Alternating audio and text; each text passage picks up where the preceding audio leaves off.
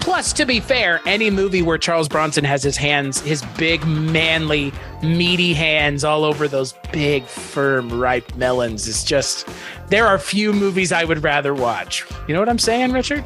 Yeah, he asks her to be, are you good with melons? Have you had experience with melons? Hey, you want to grab my melons? Can I grab your melons? I want to know how much cocaine Elmore Leonard was doing when he was hey, so I've got this idea. It's like Rambo, but he's a melon farmer. Elmore, you're hired. Not only are you hired, Charles Bronson is going to be the lead. But this wasn't even based on one of his books, was it? Because it never said based on Mr. Majestyk by Elmore Leonard, screenplay by it was just written by Elmore Leonard. Well, this right. Is okay. But it's based off of the character whose name is Majestyk from The Big Bounce. Because, hey, you know what? To be fair, Majestyk is a cool name when you spell it Majestyk. But you're probably wondering why Cullen's not here. I'm not wondering why Cullen's not here. I know why he's not here. Richard knows why he's not here. But now you know he's not here. On this episode of the Kulturecast, I'm joined by Richard, not Cullen, Richard Hatem of DC Titans. Hello. And we're talking about Mr. Majestyk, a film that does feature Charles Bronson touching melons seductively. Okay, look, that is not... That's what I wish it was, Richard. Look, it happens, but that's what I do we have to go there already? That's what I wish happened in this movie. But yeah, so we're going to be talking about 1974's Mr. Majestyk. Last year, Billy Jack became one of the most popular pictures of our time. Walking Tall was applauded by audiences across the nation. Now, Charles Bronson is Mr. Majestyk in a movie that touches the hero in all of us. Vincent Majestyk was an ordinary man. He wanted to work his farm, live his life, mind his business. Hey, didn't somebody say something about a cold beer after work? But they wouldn't let him. Hey, I don't think I know you. Come over from La Junta with some top hand pickers. Hire who I want. Yeah, well, you see, you want me. Only, it ain't sunk into that thick brain of yours yet. They frightened his workers. Tell them they don't work here anymore. You got 2 minutes to get the hell in your cars and get out of here. They tortured his friends. They do this to me. They're gonna kill you. They threw him in jail. You understand your rights under the law? I understand I should keep my mouth shut. They destroyed his crops. They forced him to become what he never meant to be, a hero.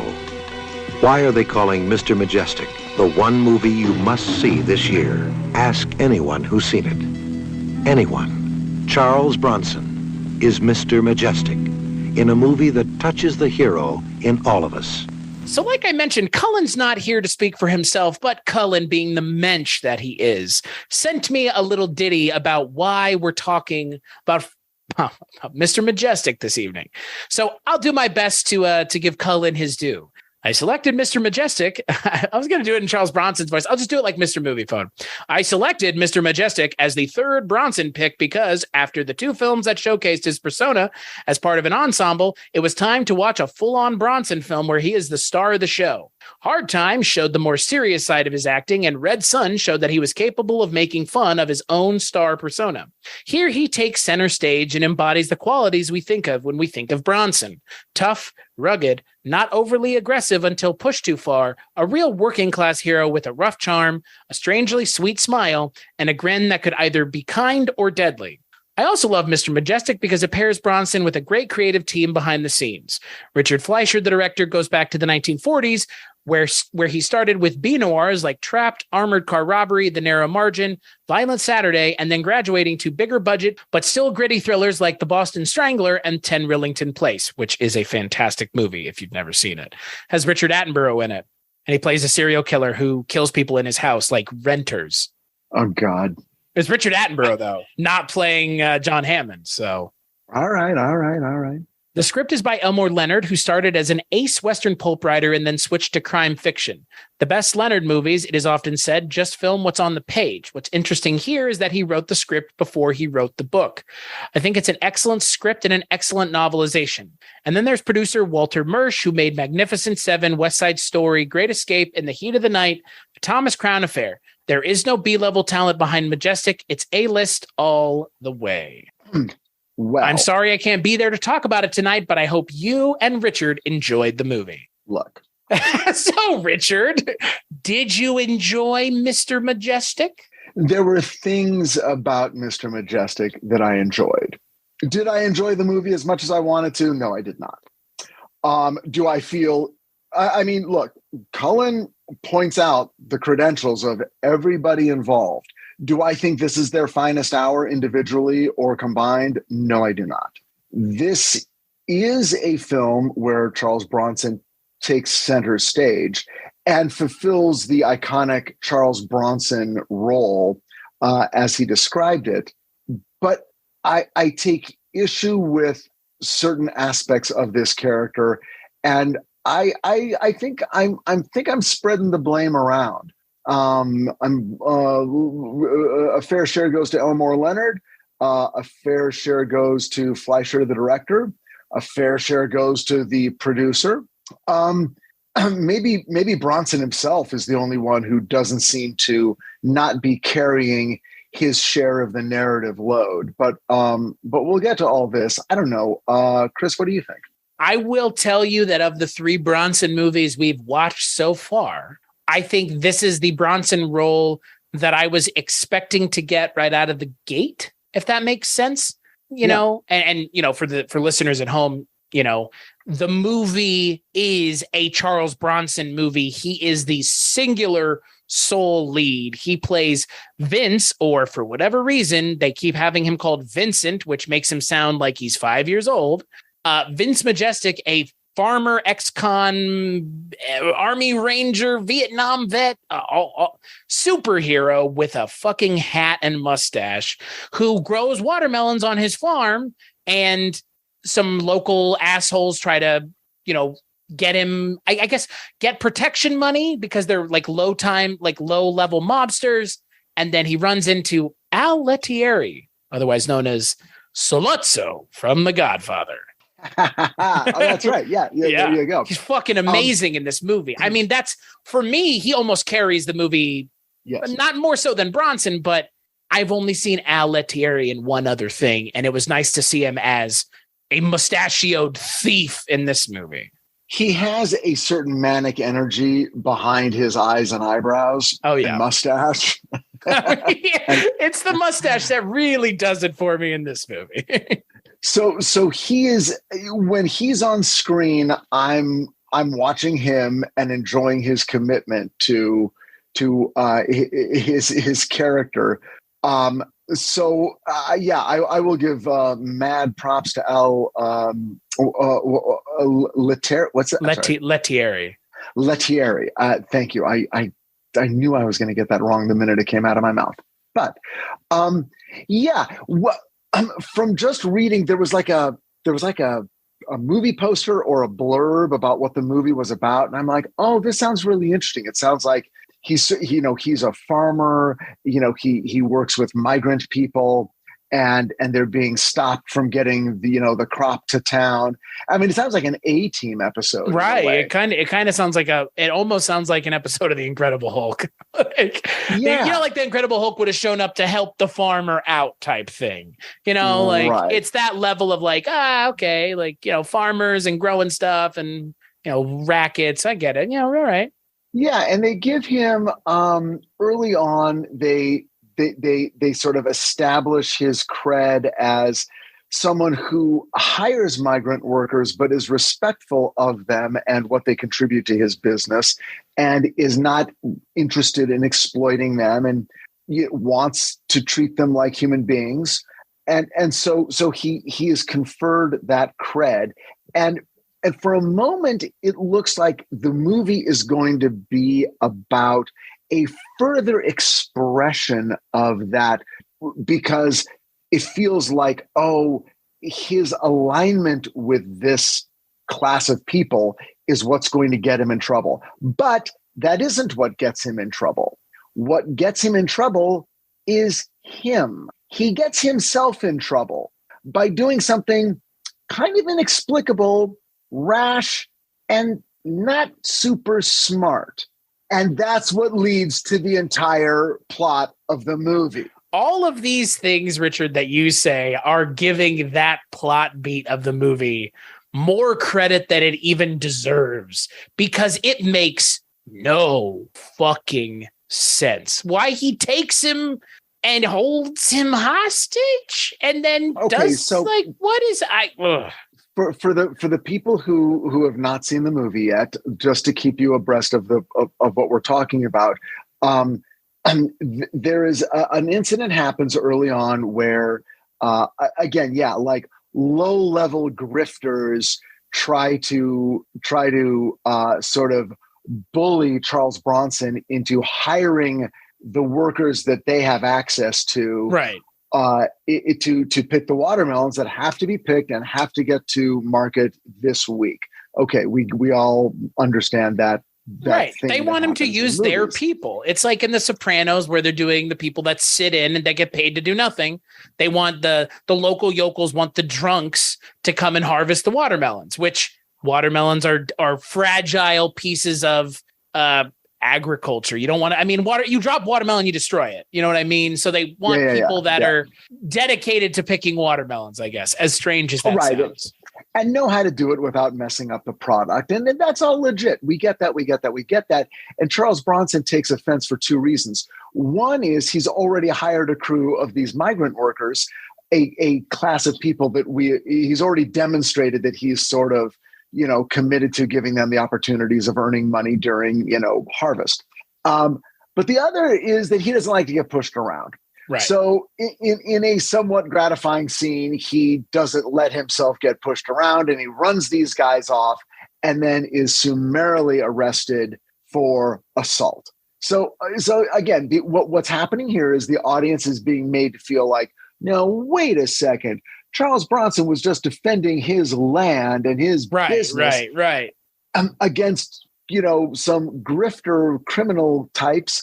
And now the law is coming down on him. Oh, the injustice. Okay, right. Great. Well, now he's got to spend the night in jail, before he posts bail. Okay, great. And in that jail cell or the holding cell, he sort of runs afoul of Frank Renda. Renda, who's clearly some mobbed up guy that ended up in jail somehow.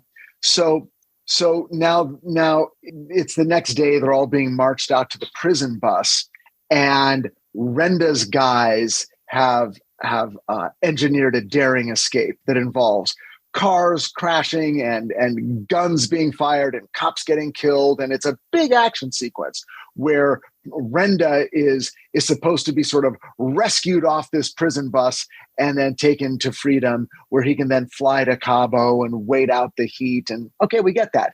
But Bronson's on that bus. And so what Bronson does, and this is the incident that I take issue with, is he, at the last minute, commandeers the bus with Renda being the only remaining prisoner on it, and they escape.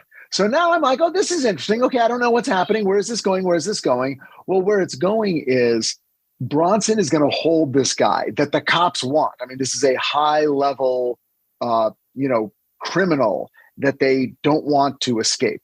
Right. And so now he's going to bargain. He's going to go, drop the charges on me, your petty little charges on me, and I'll give you this guy that you really want.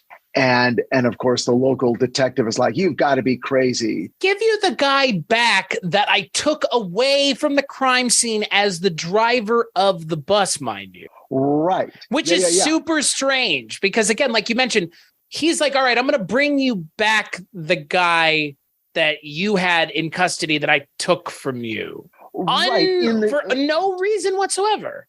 Now, again, what the audience is expected to feel like, again, in the best of all possible worlds, you feel like, well, Renda would have escaped, and that would have been a bad thing. But Bronson didn't let him escape. Instead, he's going to keep him prisoner and trade him back to the cops to get out of the problem that he's in, and justice will be restored. That's how we're supposed to feel. And for a moment, it's really fun watching Bronson kind of be really smart and wily and kind of do a few clever moves to get himself out of trouble. And then he basically blows it. His plan kind of blows up in his face. He has to go running like a scalded cat. Yeah. And now he is pissed off a man who's basically a hitman for the mob, a man who clearly has no compunction about killing other people. And now he's pissed this guy off. Now this guy's his problem. And this guy now wants to come back at Bronson and kill him because he feels he was ill-used. And he doesn't like being humiliated by Bronson. And now it's this weirdly personal thing that frankly has nothing to do with migrant workers, has nothing to do with any of the social issues they've introduced at the beginning, and just becomes a loudmouth idiot against quiet, less of an idiot. And now the events but kind of an idiot in this movie. But kind of an idiot. Who, by the way, as the movie continues, the very people he's trying to protect are endangered by him, by his actions, because of what he does. He does not reveal himself to be a hero to anyone. He never acts on behalf of anyone but himself. And it becomes increasingly difficult to side with his motivations. Yes, we understand that. By the way, so Bronson meets with the cops once he escapes, he and Renda part ways. And the cops are like, well, we still don't really care about you. We care about Renda. So you can go back and live your life. And while you're out there, we know that Renda will come for you, and that's when we'll get him. Well, not much is made of that because the cops are completely fucking incompetent. Renda is fairly incompetent throughout the majority of this film. And Bronson's marking time, but not doing much to solve his own problem. You never get the sense that he's a guy trying to do the right thing for people who deserve having the right thing done for them. It gets harder and harder to understand who we're rooting for. And not only that, but kind of what the trajectory of all this really is. And if we're really only supposed to care that he gets his melons to town, then I'm not sure I care enough about that. I think that is the entire premise of the film. I get the distinct feeling, Richard, that is all the movie is asking us to care about, is whether or not the melons get to town. Because and I'm sorry, but Elmore Leonard has not done a skillful enough job of making me sympathetic to the life and cause of Vincent Majestyk. We're not given a ton in his background to make us understand that he is someone who has been put upon tremendously or unfairly. Never get the sense of that. I'm not sure what what Bronson's character is in this movie. And I was looking for it. I was ready for it because there are a lot of charming moments. Bronson has some funny moments, some charming moments, some romantic moments, but they're in service of a story that I just don't think is worthy of his time. Well, and that's the thing. So you have this initial scene where he assaults another character and then goes to jail and then breaks someone else out of jail and again, we've talked about this, inexplicably no reason. And then, the movie for essentially up until the pickup truck chase just kind of spins its wheels. I mean, you have this famous scene of Lettieri and a couple other people shooting the melons and going apeshit on the melons with machine guns. And that's, entertaining for what it is. But like the stakes of the story are just like, there aren't any. Like, I'm not sure I really care about this guy's melons. I don't care. Well, I mean, and even the attack on the melons, even when they ruin his crop. Right. Well, clearly they don't do a very good job because they leave enough for him to get. And then he lets one of his workers get his legs broken. This is almost the unforgivable part. He lets that guy take the chance of driving these melons to market when I know I, as a viewer, am expecting whoever does this to get attacked. Bronson allows this with no backup plan, with no sort of like, yeah, you do that, I'll be hiding in the background, melons, ready to pick these guys off when it happens. No, they come. The families are threatened, their children are threatened, they're run off, they're living in fear. Bronson does nothing to alleviate that. Then he sends this guy out. This guy gets his legs broken. He visits him in the hospital, but it's played as just an opportunity for Bronson to get even angrier. It's like, well, why did you let this guy take that chance? Could you not see these events coming? It's very strange. And not only does the guy get his legs broken, Richard, he gets his legs broken in a pretty gnarly fashion. That gnarly fashion being he has his legs run into by a car while he is being held up against a wall. Yikes, man. These guys are bad, but I just wish I felt more.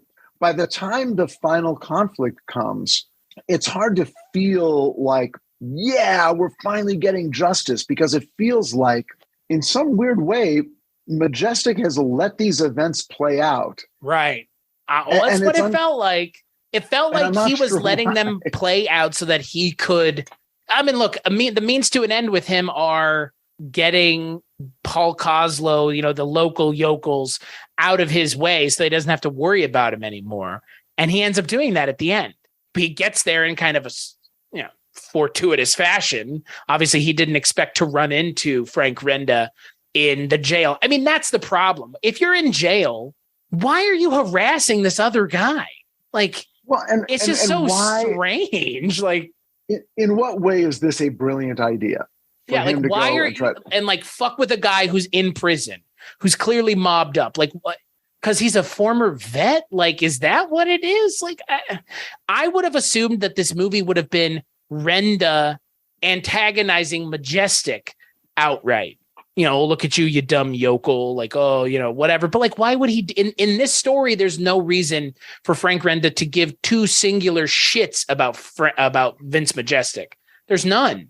You want Vince to be smarter. You want him much earlier on to go, okay, I know who's against me now. And really what you want is you want a political system to be against Majestyk, because if a political system is against him, then almost all is forgiven, and he can do whatever he needs to do because it's a martyr's cause now.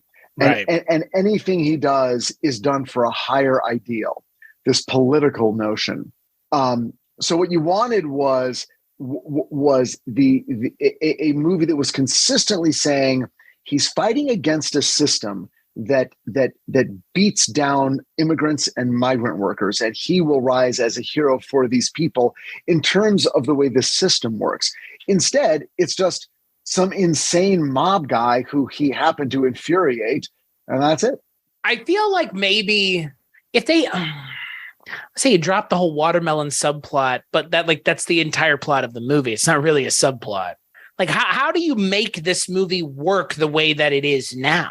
Just have him be the voice of the voiceless for these migrants? Because again, like in 74, does anybody want to watch that movie is the question. Does anybody want to watch this movie in 74?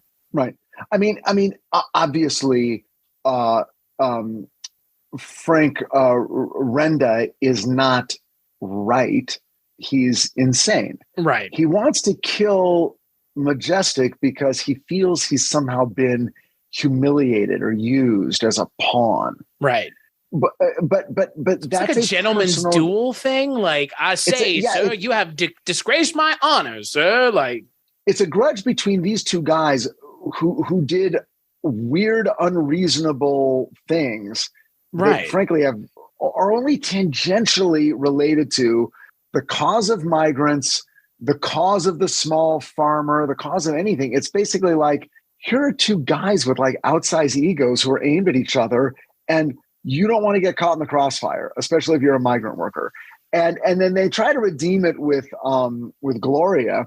The character, her name is Gloria. What's the actress's name? Oh, you mean? You're talking about Nancy, the female, the Hispanic, I'm sorry, the migrant worker. Nancy. Yeah. I'm sorry. The migrant worker that Charles Bronson falls for. Yeah, and she's great, by the way. Yeah, I love her. Her performance is terrific. In fact, that's one of the odd byproducts of this film. The two female leads are terrific. The woman who plays Wiley, Lee Purcell, and then the woman who plays Nancy. Those characters come off very well. They're especially Nancy is well written and interesting. And she's sort of like, look, there's trouble in this town, but just because I'm a woman, don't assume that I can't handle myself. Right. So I'm dealing myself in because I'm for you, Vince Majestyk. And I guess she recognizes in him that he's at his heart, a decent guy who early in the movie did something for her and her friends and didn't treat her like garbage. So she's like, okay, this guy's decent, and it's weird because she sort of feels like, well, all of his problems started because he was defending me and the other migrant workers. So now we owe him a debt of gratitude and a debt of we need to risk our lives to solve this problem for you, which is such an odd way to go. Well, and the other thing that I wonder is, is this movie, I guess now, could it be perceived as it's like you said, it's two characters with these outsized egos. I mean, if you made this movie today, what would you use this movie as an opportunity to talk about? Toxic masculinity?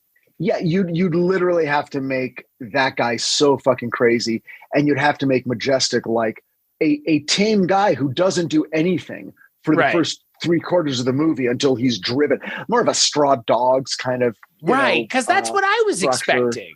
I was expecting him to be the guy who it's up until there's that moment where everything changes, but it takes so much to get there because he's been doing so much to keep it under wraps because he's the guy who, if you fuck with him and you push him too far, things will end quickly and they will not be allowed to get out of hand because he will fix it like that because that's how confident he is as a former veteran and Army Ranger. But that's not what we get.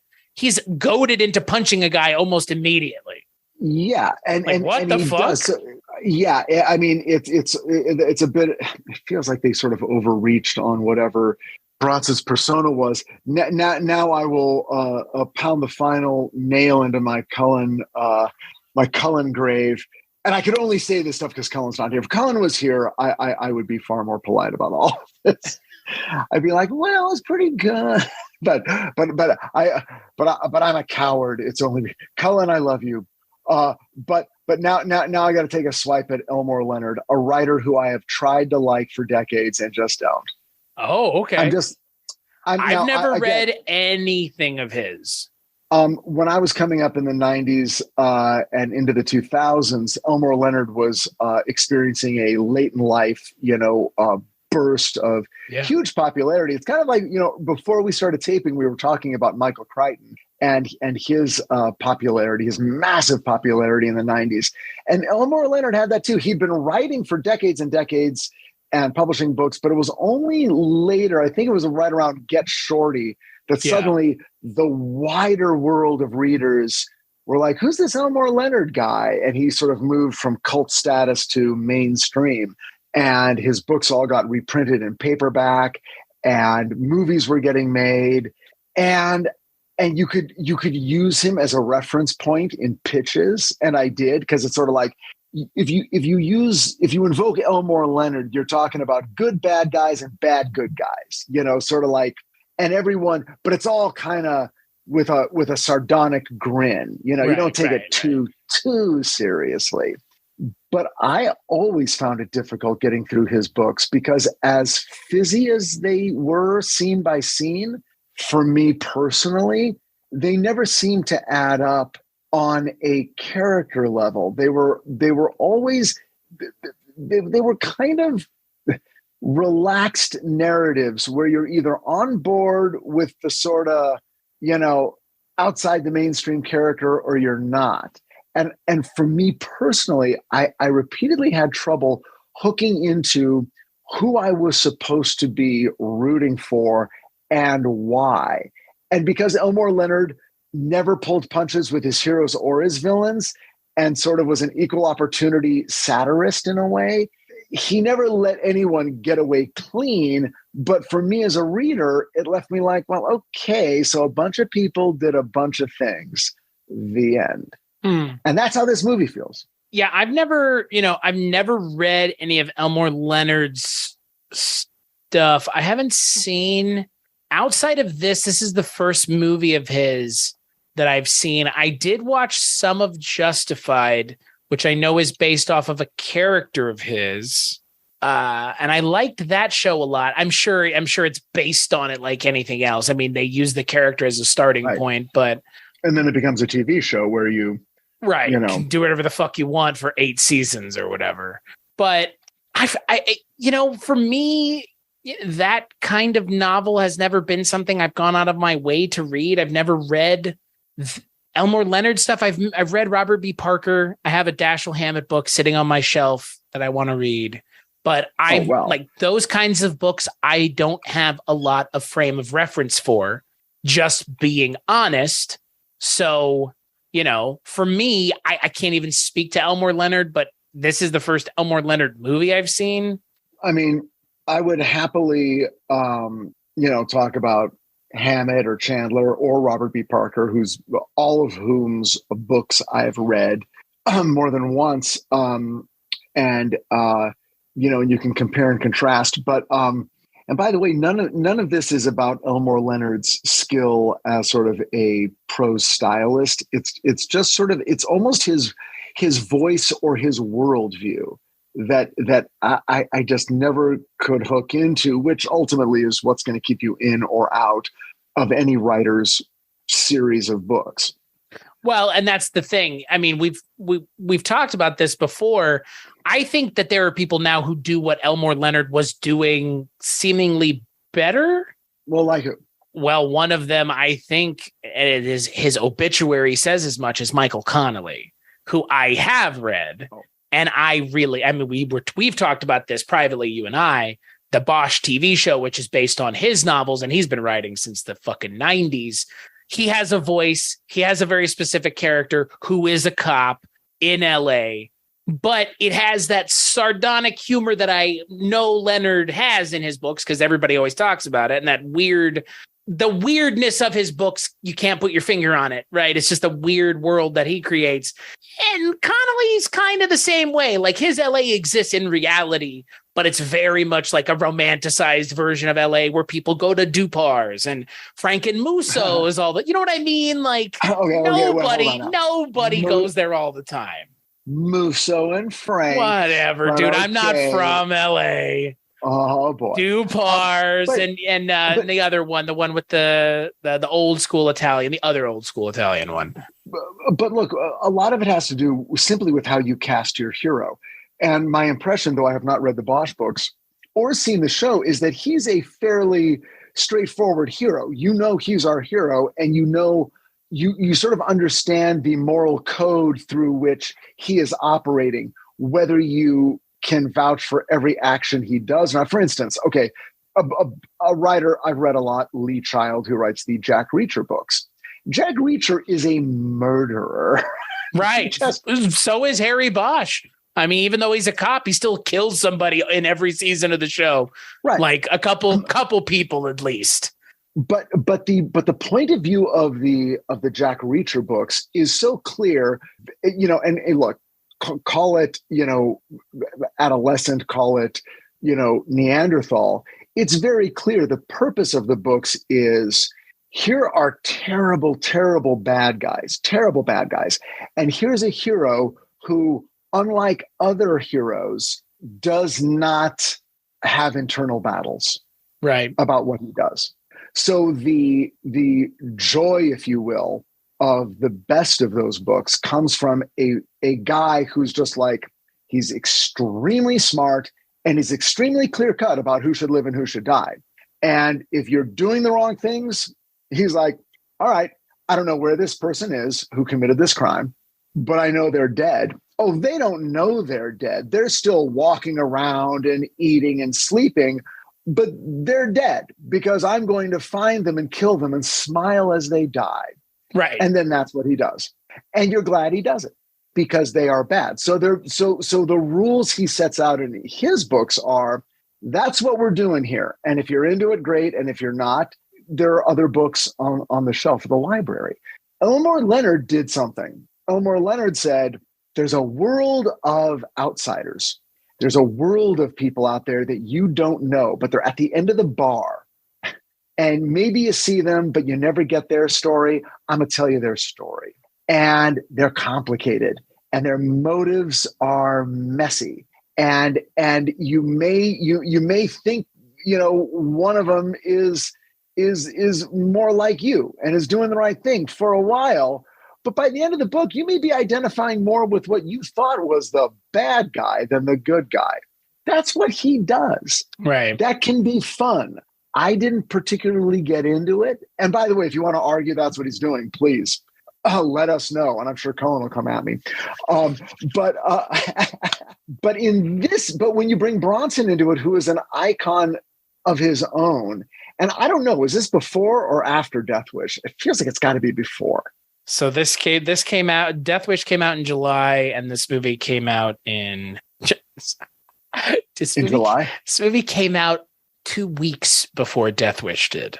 This came out July 12th. Death Wish came out July 24th. The same fucking year. So there's your answer. Insane. There's your answer. Insane. That's insane. Well, first of all, that's insane from a movie business point of view. That's insanity. That having been said, this movie gets overshadowed by Death Wish because the ethics of Death Wish are chiseled in a woodcut from 3,000 years ago. Well, it's like Jack Reacher. Yeah. Isn't it the appeal of Jack Reacher? Or you don't. Yeah. And it elevates it slightly, to ask, it's like, well, in Death Wish, where does a vendetta end? Right. And as satisfying as it might be to the individual, and even as satisfying as it might be to the cops who realize this guy is doing something we can't, where does that end? And that's the question the movie asks very, very clearly, and that's why that movie's a classic. This one, quote unquote, suffers from an Elmore Leonard treatment of, hey, I don't know. You figure it out. Elmore Leonard so clearly likes Frank Renda. He's so clearly but I think that's the problem with this movie is Al Lettieri is too good. Like, yeah, Bronson's great, but Al Lettieri is playing the Sollozzo character in this movie with a little bit more manic energy than Sollozzo. But essentially he's a mafia heavy. And yeah, he's the most interesting part of this entire movie, other than Paul Koslow's weird, whatever the fuck that was. Whatever that guy was supposed to be. Make sure if you ever get him back here that I get to put a couple slugs in him. All right there, Boofus. No, I don't think so. You spend half the movie wondering, well, is Frank just going to kill this guy? Right. Like, why doesn't he just kill these assholes? Like, is he going to kill before he gets to Charles Bronson? Mind you, I don't know. Al Lettieri in the scene where Paul Koslow says, hey, I'm going to put a couple rounds in him if you leave him for me. Al Lettieri straight up goes, who is this asshole? So yeah, it made me wonder immediately. Like, I expected him just pull out a gun and shoot him.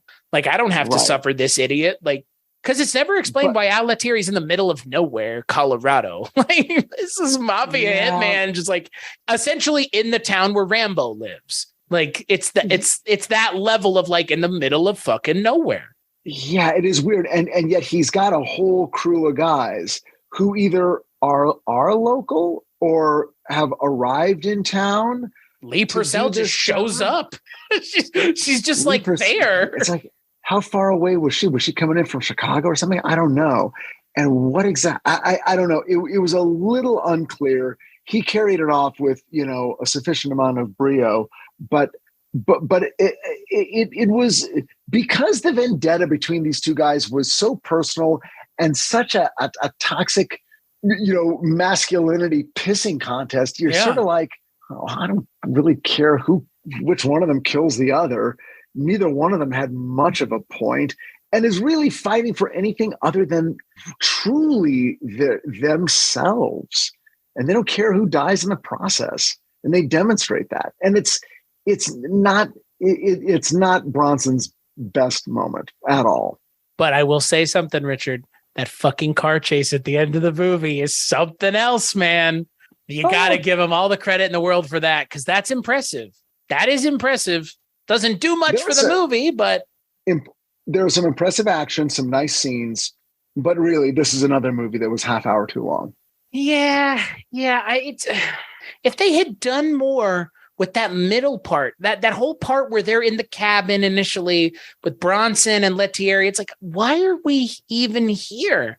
Like, why is Bronson acting so dumb? Nobody in their right mind would actively insert themselves into this person's life to make an enemy of this guy, because effectively you didn't make an enemy of him. You got him out of the scenario that he was in.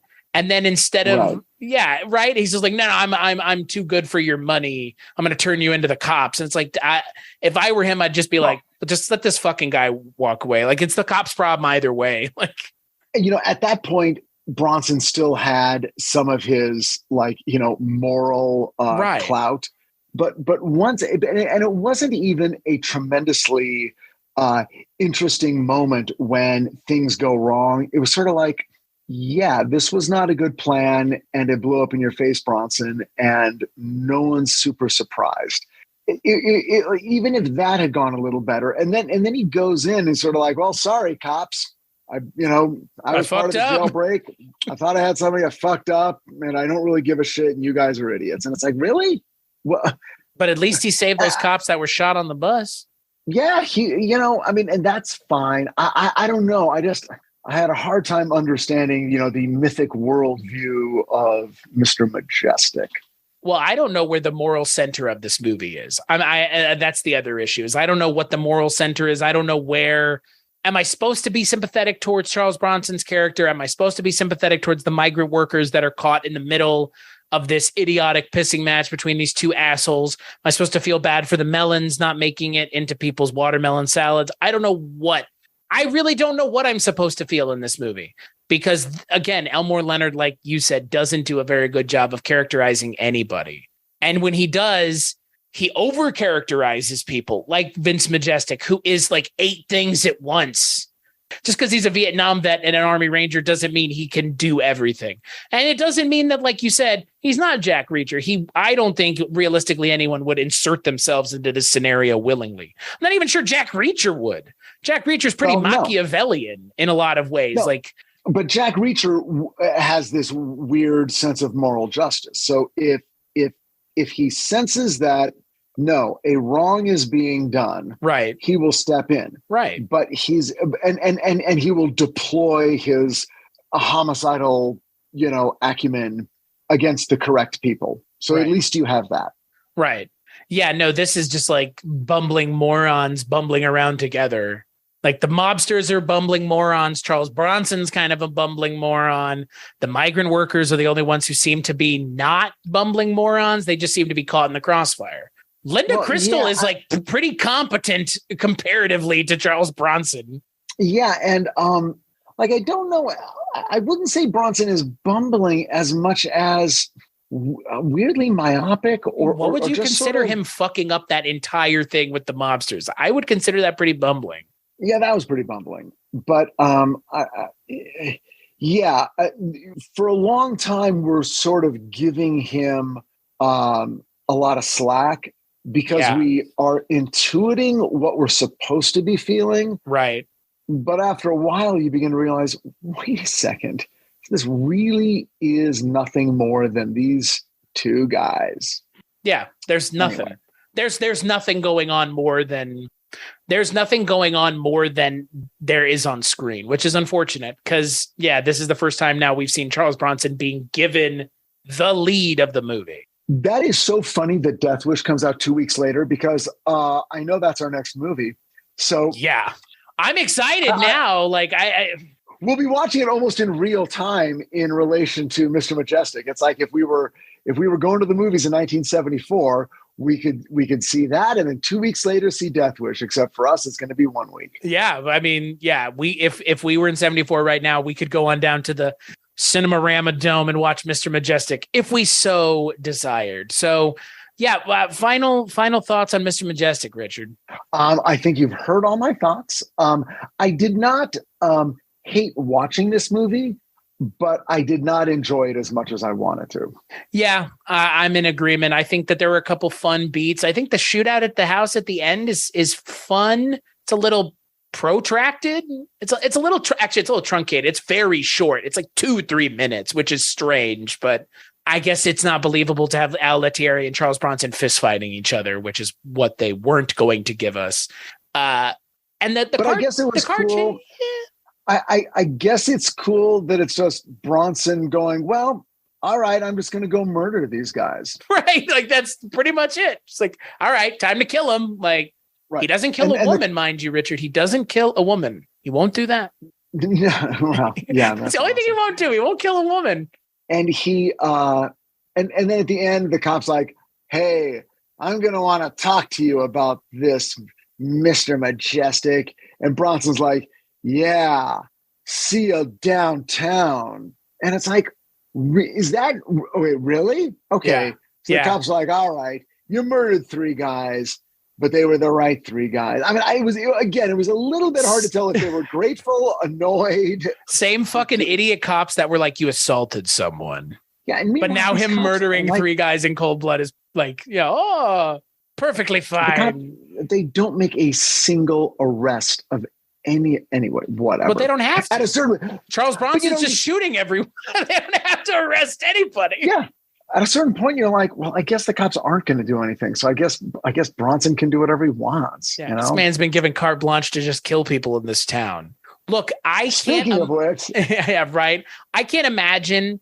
My final thoughts of this movie are: if someone saw this and First Blood is what we got because of it, I could kind of see some ideas here. The kind of button your heads with the cops, kind of the weirdo out in the middle of nowhere who's doing his own thing. But that movie has the thing that you were talking about early on, which is it's against the cops and it's a system and injustices. And there's a message there. Obviously, the message gets lost in 2 and 3 and 4 and 5. But right. That I think everybody forgets what First Blood's first movie is. First Blood towers over the other Rambo movies.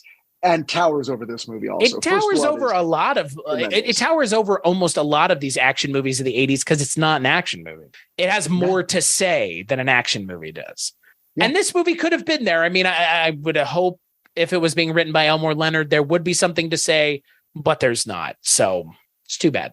It's unfortunate. So yeah, on that note, let's take a break and we'll play a preview for the final Kulturecast of July.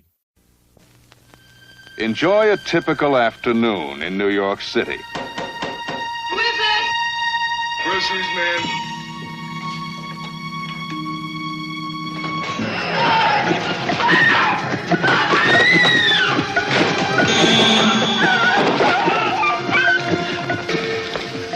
Hey, Mother.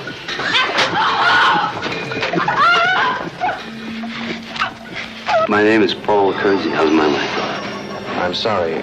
She died a few minutes ago, Mr. Kersey. Any chance of catching these men? There's a chance, sure. Just a chance. I'd be less than honest if I gave you more hope, Mr. Kersey.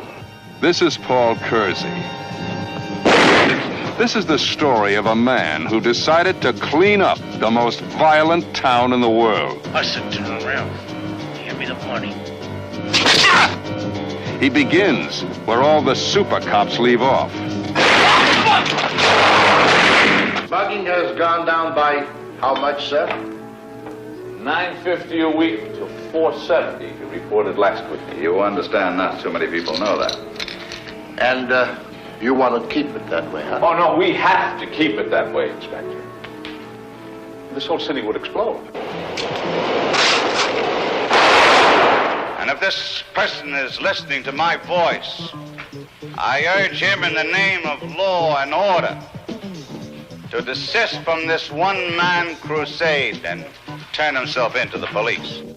Let's see the money, man. Call him a mad vigilante. Call him a hero. Either way, he's always on target. We want you to get out of New York.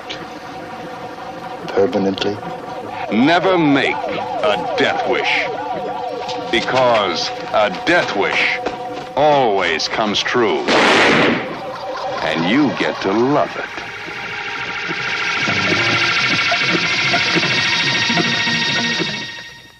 So that's right. We're finally going to talk about Death Wish, Richard. We've been talking about it all month long. You know, we've been walking around it all month long, and we're finally going to talk about it. So I'm excited. I've never seen it. Oh, extra excited. I saw it. I remember knowing, I knew that it was a famous film or a notorious film when I was like in middle school. I stayed up late one night to watch it. And I remember feeling very like grown up and scared, like, whoa, I don't know if I can handle this. So, and I have not seen the many sequels, but I'm looking forward to revisiting Death Wish. Me too. And, you know, I will say this month so far, as much as the maybe scripts haven't served Charles Bronson, I do see the appeal. I get it. Oh, yeah. Yeah. Him as a performer. Absolutely. Yeah. Yeah. We didn't really talk about it, but like, yeah, like I get it now. Like I'm getting it more and more this month.